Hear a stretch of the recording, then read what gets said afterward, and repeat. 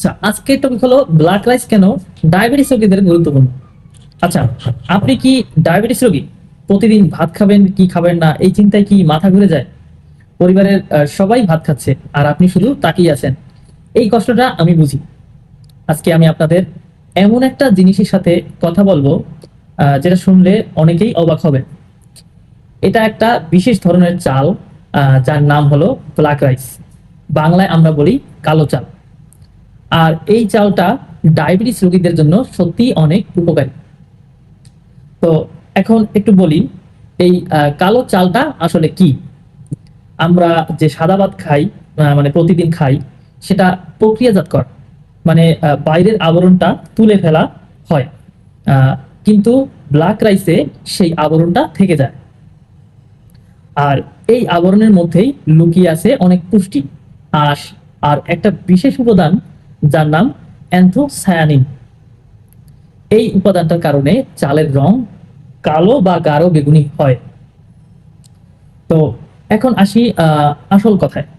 এই চাল ডায়াবেটিসে কেন কাজ করে? ডায়াবেটিসের রোগীদের সবচেয়ে বড় সমস্যা হলো রক্তে শর্করা দ্রুত বেড়ে যাওয়া। সাদা ভাত খেলে শর্করা খুব তাড়াতাড়ি রক্তে মিশে যায়, কারণ সেটা হজম হয় অনেক দ্রুত। কিন্তু ব্ল্যাক রাইসে আঁশের পরিমাণ অনেক বেশি। এই আঁশ হজম হতে সময় নেয় বেশি। তো ফলে রক্তে শর্করা ধীরে ধীরে বাড়ে, হঠাৎ করে লাফিয়ে ওঠেন।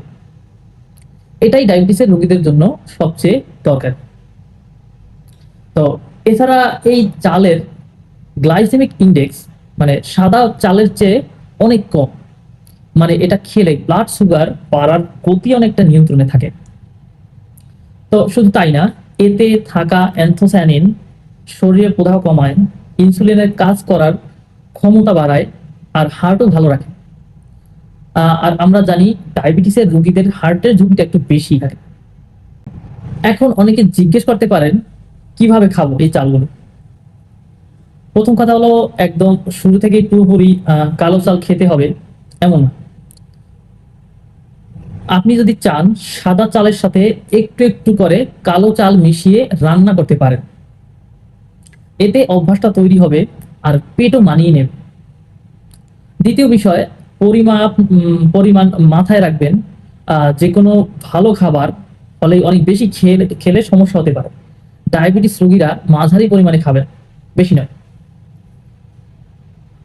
তৃতীয় কথা, এটা শুধু ভাত হিসেবেই না, খিচুড়ি বা পায়েস বানিয়েও খেতে পারেন। রান্নার ধরন বদলালে খেতেও ভালো লাগে। তবে একটা কথা মনে রাখবেন, কালো চাল বা যে কোনো স্বাস্থ্যকর খাবার, এগুলো ওষুধের বিকল্প না।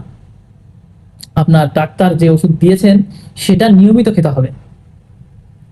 আর যদি দেখেন নতুন কোনো খাবার খাওয়ার পর আপনার ব্লাড সুগার অস্বাভাবিক ওঠানামা করছে বা শরীরে কোনো অস্বস্তি হচ্ছে, তাহলে দেরি না করে ডাক্তারের সাথে কথা বলুন। নিজে নিজে সিদ্ধান্ত নেবেন না।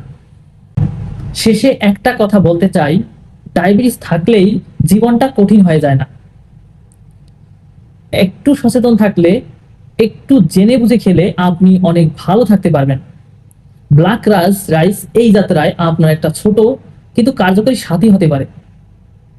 আজকের ভিডিওটা যদি আপনাদের কাজে লাগে, তাহলে অবশ্যই ভিডিওটিতে একটি লাইক দিবেন এবং যারা ডায়াবেটিসে ভুগছেন তাদের সাথে শেয়ার করুন, তারাও একটু জানুক।